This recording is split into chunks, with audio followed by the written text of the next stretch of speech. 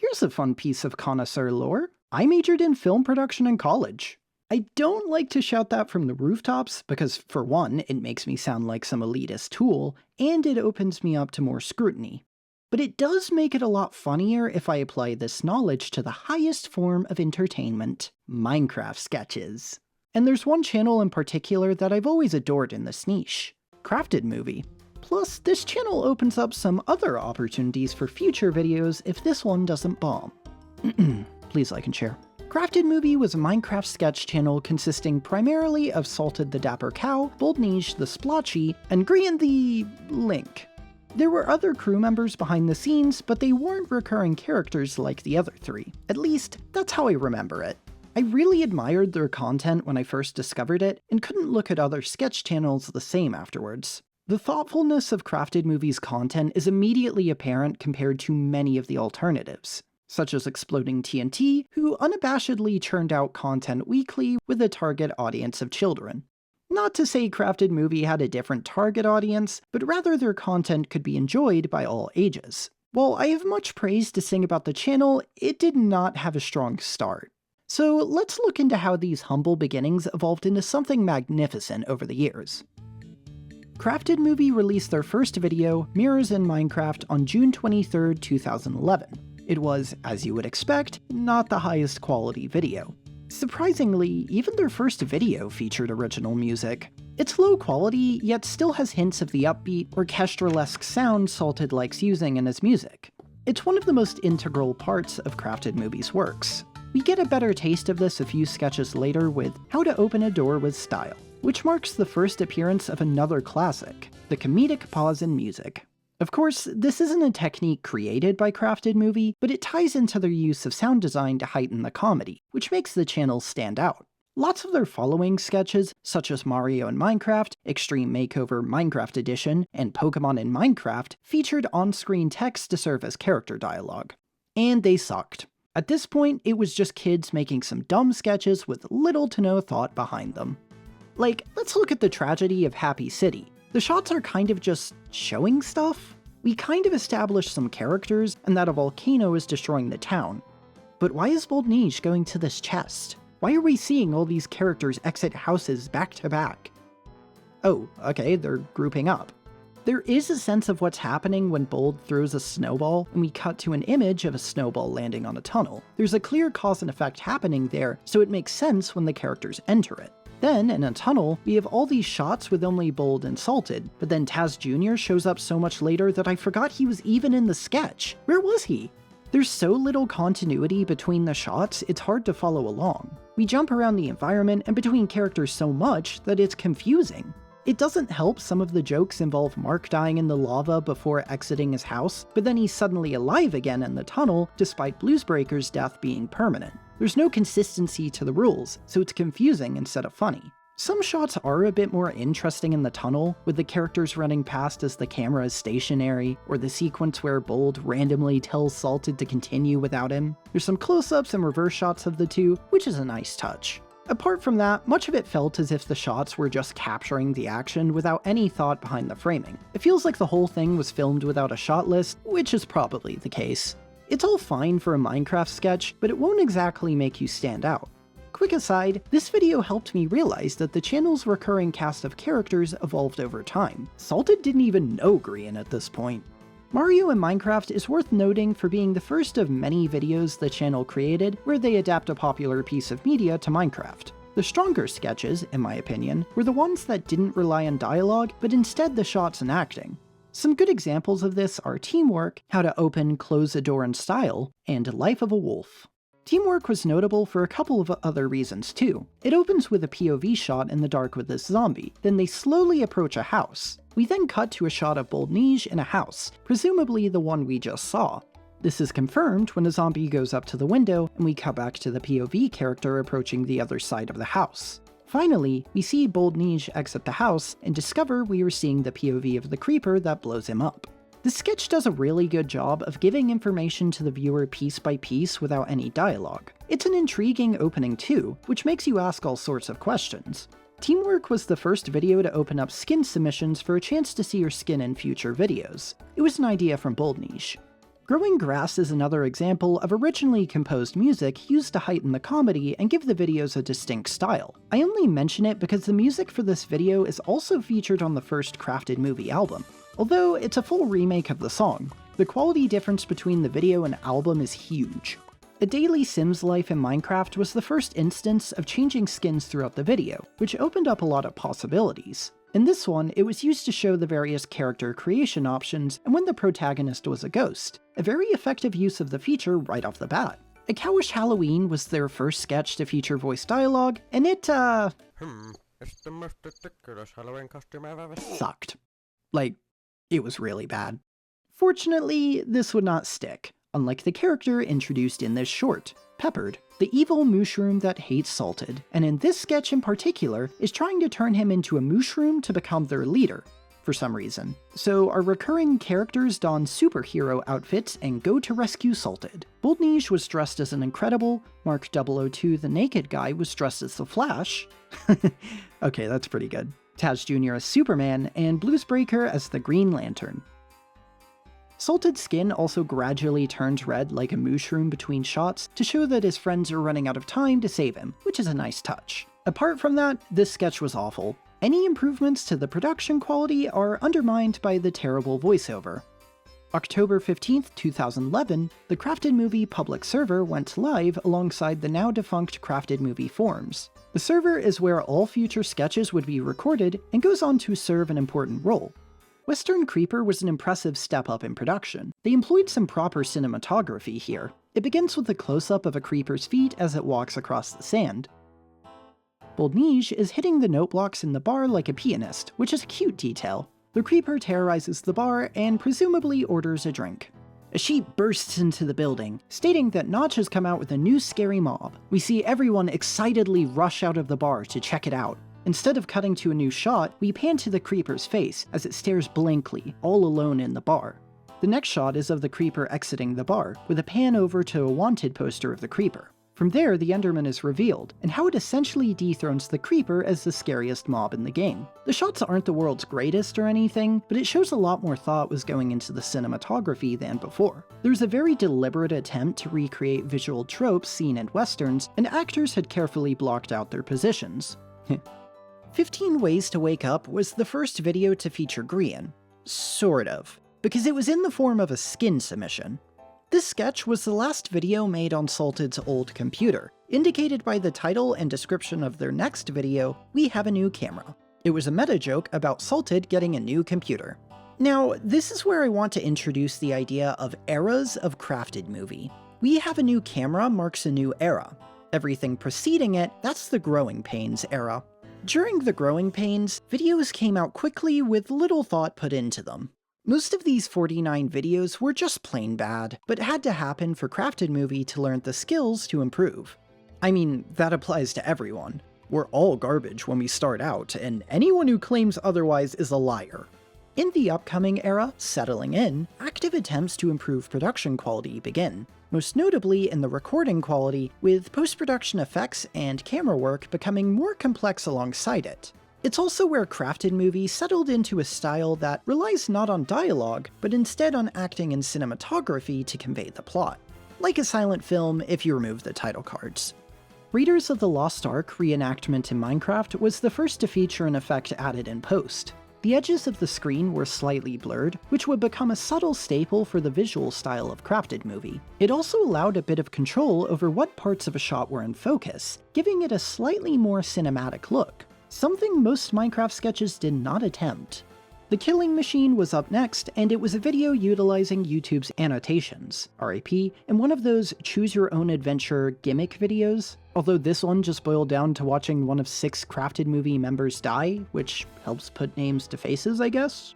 Minecraft Experiment number 4, Castle Wars, Capture the Flag, announced a new game on the CraftedMovie server. It was the first video to feature Grian in the digital flesh. Soon after, the first CraftedMovie music album was released, featuring 12 songs from various videos up to that point, all composed by Salted. The 7 Days of the Creation of Minecraft is the first to feature Grian in a behind-the-scenes role, as the description notes he threw the golden apple. Western Creeper 2 was their next release, and it was a gargantuan increase in production quality, and technically their longest video to date. It utilized shaders, featured some animation from Slamacow, had neat visual effects, and dropped the on-screen dialogue from the first part. Although it did use a few signs, so that's a bit debatable. The sound design is quite solid too. Wind blowing in certain scenes, bar chatter, and other little flourishes enhance the atmosphere. In the span of 10 minutes, we see the Creeper's journey as he gets knocked out by Peppered as he destroys the town, Creeper's recovery in a tent, Creeper seeks out Peppered for revenge alongside his friends. The gang saves Salted from becoming a scapegoat for the destruction of the town, the gang chasing one of Peppered's goons in a minecart chase. The chase was a trap, but Bluesbreaker swoops in to save the gang. The gang interrogates the goon, but he won't fess up, so they threaten to skin him alive. The gang ventures out to Peppered's location, with Poker in between. Creeper doesn't take losing kindly. Boldnige charges in blindly, but Enderman stops him from running into the obvious trap, instead opting for a shootout. The rest of the gang takes cover as Peppered and Enderman draw their weapons.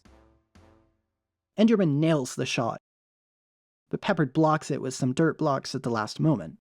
The gang splits up to go after him. Creeper wastes no time blowing Peppered to smithereens, allowing the others to bring him to justice with his sacrifice.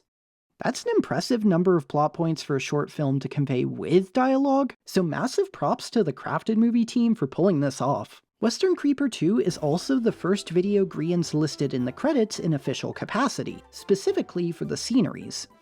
Jamming with Myself was the first video to feature Grian as an actor. What's that? You don't see him? But he's right there!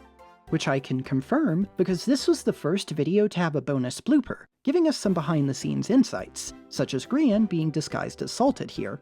The Infiltration makes great use of custom builds, skins as costumes, and manages to tell a decently complex story in its runtime. It includes some simple animations that help the videos feel more like a cartoon rather than a plain old Minecraft sketch. Mario Kart in Minecraft also features custom animations, and it's just a really fun video with lots of clever gags and tricks to make it work. The carts are retextured minecarts on invisible rails, end crystals are the item boxes, and a slime is used as a giant stone boulder. TNT is what launches the racers from the cannon, each one of the CraftedMovie characters' skins are blended with Mario Kart characters, Endermen serve as the Lakitus retrieving racers, and the Creeper is a blue shell that also blows up the terrain. One detail I didn't catch before the bloopers was that the end crystals occupy a block, so you can't place a rail on them. So to get the shot of the racers collecting the items, they had to cut between two shots at the right moment to make it look like one continuous shot. Of course, the camera couldn't move at all between the two shots or the illusion would fail. You can pick up on this in the final video if you notice the other item boxes jump ahead in their animations, although it's hard to spot with how they framed the shot to block most of them when the cut takes place, which is a super clever way of masking it. It's a creative execution with tons of clever uses of Minecraft mechanics and some editing magic to bring it all together. The lag is the first sketch that really feels like a CraftedMovie sketch. The comedic timing in the sound design, the slapstick humor, and the lack of dialogue to convey it all. It's the first to employ a series of visual techniques to recreate film visuals, such as replicating the focus of a camera, resulting in anything outside of the subject becoming blurry, alongside the subtle camera shake. Technically, Western Creeper 1 was the first to employ camera shake, but that one was achieved by moving the camera account's mouse during the recording. The lag seems to have added it via a post-production effect, as the image subtly rotates, which doesn't happen when playing vanilla Minecraft. I don't see the point in adding it, especially to all shots, and think it would have been a much more effective technique if used in moderation. Tonally, you expect it during an action or horror sequence, so it feels a little odd to have it omnipresent during a comedy sketch when there's no logistical reason for it. And the camera shake doesn't necessarily make it more accurate to film aesthetics. Static shots can easily be achieved through the use of tripods.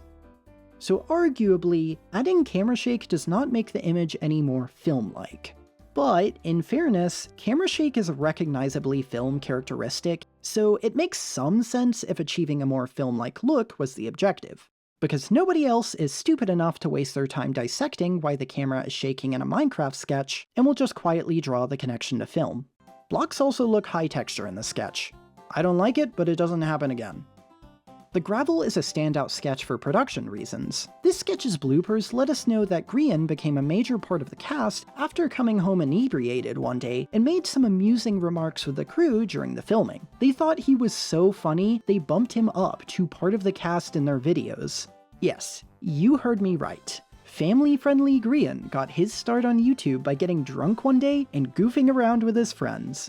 Truly a legend of our time. How to Close a Door with Style Again, Part 4, pleasantly surprised me. It starts with a great series of jump cuts timed to the music as Salted flicks a lever. Then the absurdity of hundreds of doors Rube Goldberging their way to Happy City, which proudly hasn't opened a door in over 50 years as the music swells alongside it. It's just hysterical. I did not expect to find one of my favorite sketches only halfway through the channel's catalog. And up next, we have the largest project CraftedMovie ever pulled off. Misadventure on the Sea. This was a gargantuan collaboration between multiple channels, directed by CraftedMovie. Like Western Creeper 2, it features shaders and had a trailer announcing its release and who all would be involved, such as Sethbling, Slamacow, Basher, FV Disco, Kurt J. Mack, and formerly Cool Dude, who I will refer to as Miss Breezy from now on. Each character is reminiscent of their YouTube personas, with Sethbling being the Redstone genius, Miss Breezy being the loud and chaotic comedy relief, Kurt J. Mack travels with Wolfie, and Basher's a little goober. The rest of the cast essentially had roles made up for them, but still had some cute references to their works, like Dave the Zombie and Bart the Enderman making an appearance. In the first part, our crew gets together and sets sail in search of treasure. But they are attacked by Peppered's pirate crew, and their ship ends up in flames. Boldnige manages to board the enemy ship and takes it down with TNT. With no other options, the crew swims to the nearby island in search of resources. But as they do, sinister horns swell as we pan to a shot of Peppered watching the crew, before we fade to black. End of part 1. While few events take place, I feel like this first part does a good job of establishing the premise and translating most of the personas into their roles for the series, with a couple exceptions. FV Disco's just kind of there, and that barely improves. He probably should have served a similar role to Sethbling, but I'm not sure how to do that without stepping on any toes. Kurt J. Mack's performance felt a bit flat, but it wasn't bad. It's likely because the guest audio is recorded separately, and what you see in the video are disguised actors. It's hard to give a solid performance when you barely have an idea of what the scene is, and you aren't even present on set, digital or otherwise. But it was a logistical necessity, so it is what it is. The effort's still admirable.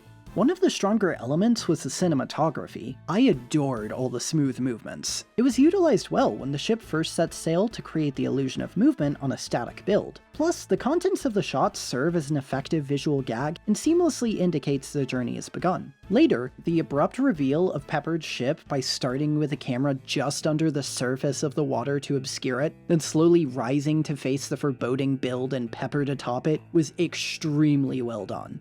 By far my favorite shot in the series. Starting from the underside emphasizes the intimidating size of the ship and instantly sets the tone. We know Peppered's bad news, even if we don't know who he is. It's a fantastic usage of the medium, as it's obviously much harder to do any of this in real life. The second part opens on a dream sequence of Slamacow reuniting with Dave the Zombie. It's cute. Then we cut to Slamacow waking up on the beach with most of the gang there. Except Basher and Disco, who are both stranded on a much harsher part of the island and have to trek their way back to the rest of the cast. Meanwhile, everyone else stumbles upon troves of food and entertainment, completely forgetting about rescuing their friends who are now being pursued by weird naked natives. Disco is captured, and Basher makes it to the rest of the gang, who proceed to charge at the natives blindly, except for Sethbling. He stays behind. They rescue Disco successfully, but now an angry mob of nudists are hot on their tail, so they seek refuge in a nearby cave and seal the entrance. Before they all begin cannibalizing one another, Salted rallies the crew together for a plan to defeat the nudists. It's a smashing success, and they head back to where they washed ashore, where Sethbling greets them with a boat he constructed. As the crew sets sail once again, we see Peppered entering Treasure Island and getting to work booby-trapping the place. End of part 2. This episode's alright. It fleshes out Basher and Sethbling. Disco still feels underwhelming, but he at least serves a minor role and complements Basher a bit. Honestly though, it's the weakest of the series and almost feels like a filler episode. The pacing is quite slow, and there aren't many stakes. It feels like the events just sort of happen to the characters rather than any initiative being taken by them. And the fact the whole shipwrecked conflict is resolved in such a flippant manner felt like a cop-out. Like, what if the group had to hatch a plan to steal a ship from the natives? It could have better allowed each of the guests to showcase their strengths, heighten the stakes, and make the result feel earned instead of relying on a deus ex machina. Still, it had some amusing moments. And before we check out the finale, the forums got a huge new makeover, so let's check that out. What? What? Why are there sexy men? There's so many of them! Well, it was removed a week later, so I don't know what was up with that. What I was going to highlight was CraftedMovie's new and final logo. It was a huge step up in quality from what they had before. The old one was barely even legible. I love this logo, it's so cute. I like that it acknowledges their two highest production videos as well, Western Creeper and Misadventure on the Sea, as well as CraftedMovie's music. It's a subtle celebration of everything the channel had achieved up to this point. Back to the adventure. The third part has our crew searching for equipment. As the local shops have nothing good to offer, Basher shares a legend of a magnificent sword on this very island, and the long quest it would require to retrieve it. Then we cut to the sword in Basher's hand, and Miss Breezy asks what to do with the dragon carcass. It's a good bit. As the crew approaches the island, we see Peppered watch them. Miss Breezy and Slamacow are tasked with watching the boat while the rest get to nab the treasure. The gang bypasses the first trap with ease. We cut back to Miss Breezy and Slamacow, who spot Peppered, and run over to let the crew know he's here. The gang reaches the trap chest before Miss Breezy and Slamacow, but Basher insists on taking a screenshot before they can open it.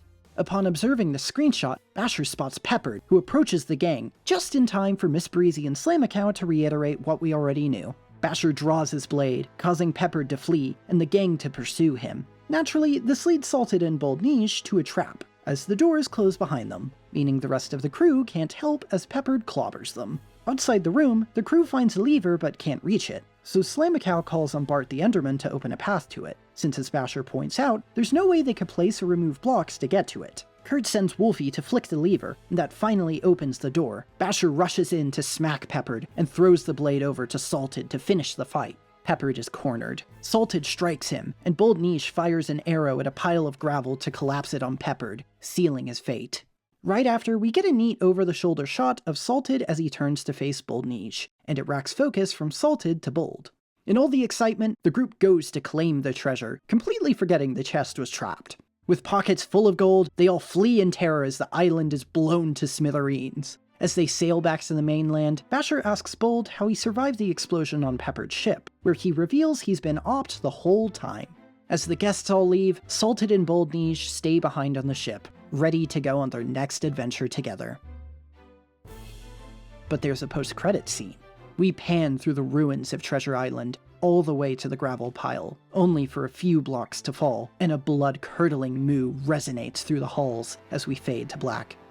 The end. This cliffhanger will never be resolved. Fun fact, in part 1, you can see Bold Niche survive the TNT explosion. His character harmlessly falls into the water since he's in creative. As for my thoughts, this is a pretty solid conclusion to the miniseries. It could have benefited from some faster pacing, but it's still a step up from the second part. The cinematography was rad. I really like the pan when Seth Bling points out the iron ore is trapped, how over-the-shoulder shots were used in conversation, when Slamacow summons Bart the Enderman, and the wide shot as the gang sails away from the island.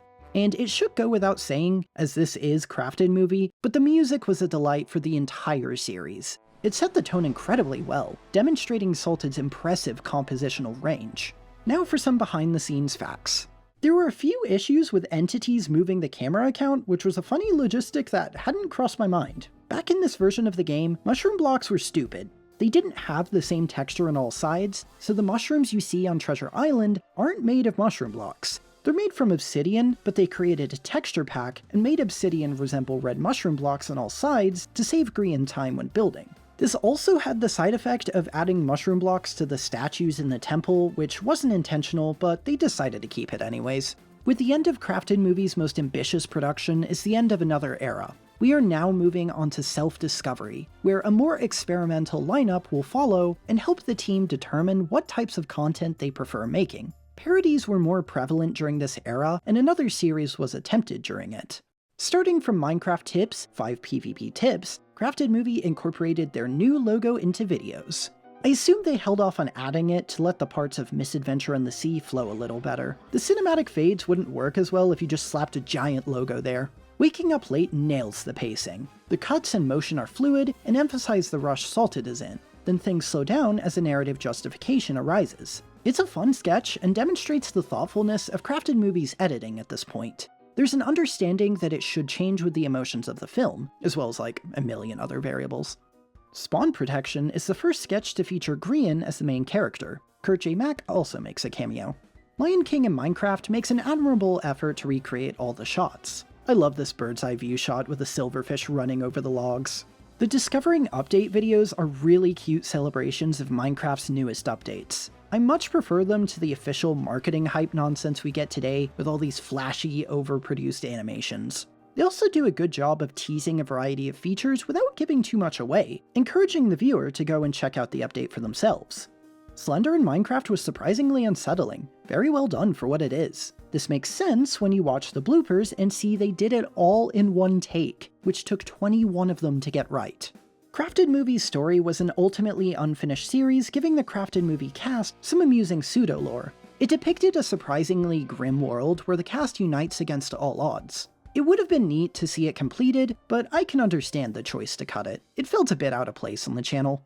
The Unluckiest Man in Minecraft is where CraftedMovie began creating custom thumbnails instead of just using video screen caps, which signifies this as the final and greatest era of their works. This is the golden age of CraftedMovie.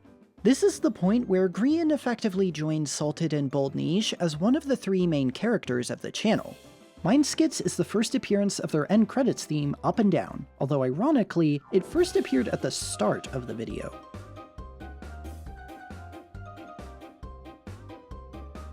Another Brick in the Wall was the team's only Minecraft music parody, and honestly, upon rewatching it, I like it. It's an adaptation that works surprisingly well within the more literal narrative they've created. Obviously, the original song is much better and has more insightful commentary, but for a Minecraft parody, this is pretty well executed. Surprisingly, this parody isn't devoid of commentary. It's certainly less nuanced than the original, opting to broadly focus on the dangers of neglecting a problem until it's too late to quash, but it still appears to be a critique of institutions and bureaucracy, which is pretty in line with the original song in that sense. I'd expect a Minecraft parody to completely miss the mark on that, so the fact it was attempted in any capacity is impressive. Although looking at the lyrics in isolation, I'm not sure you can derive much from them. The video component carries the entirety of the message, which is not ideal. The story also serves as a personal headcanon on the creation of nether fortresses, which is pretty cool. Created through the bureaucratic nonsense of humans, and a clever pigman exploiting that weakness. It goes without saying by now, but I adore the shots in this music video. There's lots of pans, slow zooms, just lots of fine camera movement that we haven't seen since Misadventure on the Sea. It's a cool stylistic change. Every video after this point is great, and I feel like talking about them is a bit pointless when you can just watch them, which I recommend you do. I'd just become a broken record player if I continued like this. But why did CraftedMovie end? If I keep saying it got better and better, that doesn't make sense. Well, there wasn't ever a public announcement the channel was ending or anything, it just stopped. So I'll speculate what happened. Firstly, nothing dramatic. But CraftedMovie did produce 122 videos. I would not be surprised if the interest in making them had dwindled after all that time, especially with Salted's new project, Windcraft, going on at the same time. Windcraft is a Minecraft MMO server, and it is amazing. Being the lead developer for such an ambitious project while also writing, directing, composing, and editing for a YouTube channel sounds like my personal hell.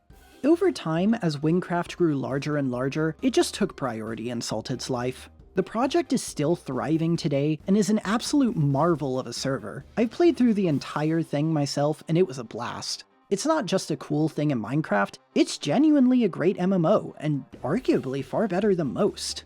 Other members of the CraftedMovie team work on it too, such as Grian and Joomla. Probably some others too. You can see some CraftedMovie DNA in there with the cutscenes. They are extremely well done, and it's great to see Salted flexing those same filmic muscles all these years later, even if it's not quite the same. And you probably already know what else Grian is up to. Or maybe not. His channel is kind of underground. Let's help him get to 8.5 thousand subscribers. Boldniche doesn't work on Windcraft and has become a full-time tax advisor. He's answered a few questions on Reddit over the years, and shown off a few unused skins he made for CraftedMovie. In all, CraftedMovie ran from June 23, 2011 to June 25, 2015. Over those 4 years, the team produced 122 videos, 3 music albums, and their videos received over 100 million views. It was a rocky start, as is the case for any artist, but CraftedMovie eventually found its niche and mastered their craft. They unearthed a great deal of the untapped potential in Minecraft sketches with their unique approach. They made it clear that rich narratives can be conveyed through thoughtful acting, cinematography, and editing, even within the bounds of a video game. Similar projects like Red vs. Blue told some ambitious stories in far more restrictive games, so it's only a matter of time until someone pushes that envelope further. After all, the toolbox has only continued to expand, and fortunately for whoever picks up the mantle, they have some great examples to follow. Thanks for watching. If anyone with access to the CraftedMovie account is watching, could you add the 20 missing videos to your all videos playlist? I made an updated version, so you can just copy that. Also, thank you for making cool stuff. Hey, this is the outro. Give me money on Ko-fi, please, so I can make more stupid videos. But regardless, have a good day or night, viewer.